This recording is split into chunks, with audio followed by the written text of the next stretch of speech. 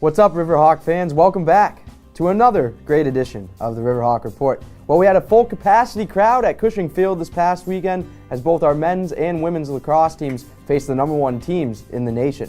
We're going to dive into this and more coming up with the No Nonsense.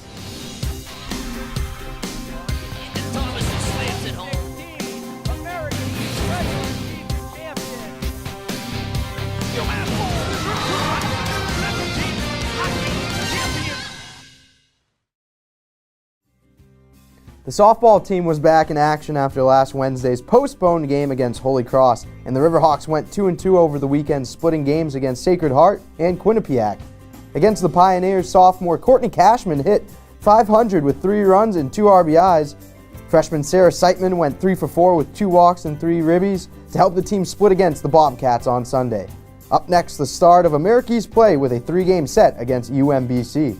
Ken Herring's squad had to escape some of the weather after a postponement against Holy Cross on Wednesday, but opened up America's play against UAlbany with a doubleheader on Friday and 1 game on Saturday.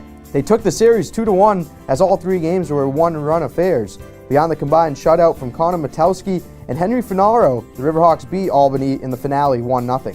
Metowski struck out 8 batters over 5 innings, while Finaro earned the 4-inning save with 3 strikeouts as well. Up next, a Wednesday tilt against Marist at 3 p.m. and then a 3-game weekend series at Stony Brook.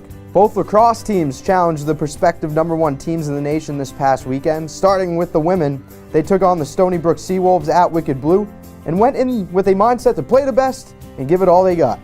Although the score would say otherwise, the Riverhawks, led by Taylor Sokol's 3rd straight hat trick, was able to put up 7 goals, which was the most in program history against Stony Brook. They travel to challenge the Central Connecticut State Blue Devils tomorrow at 5 p.m. A full capacity Cushing Field highlighted this past week as the men's team welcomed the #1 team, the Albany Great Danes. And they put up a fight, falling 13-6. In the loss, senior attackman Matt Balter, who is from Albany, New York, notched 4 points and 3 goals, while freshman Hunter Braun continued to widen eyes with a school record 21 saves. Up next, they welcome UMBC on Saturday at 4 p.m. My producer, Stephen MacDonald, was craving top plays all weekend, especially from both lacrosse games, so we're going to dive right into those, brought to you by Circle Health. It was a great weekend of lacrosse against 2 #1 teams, and we start off with the #3, Riverhawks at Wicked Blue, taking on the Stony Brook Seawolves, and Taylor Sokol collecting the pass, finding it, and then throwing it on net. What a goal. Look at this one. She had another hat trick. Juggles the ball and just put it on net. Big goal for Taylor Sokol. #2, Riverhawks taking the Great Danes in the nightcap, and Matt Balter. What a day. He notched 4 points, including 3 goals, and this one was a quick snap on net. Boom! Right past the Albany goaltender. But one more play that tops it all, and his name is Hunter Braun, the freshman, who's been huge in net. 21 big saves, and this was one of them. Gets low from the windows to the wall, Lil Jon style, with the stick. A huge save for Braun. And those are yours. Circle Health Plays of the Week. Those were some phenomenal top plays. Well, I hope everyone has a wonderful weekend. Enjoy the holiday.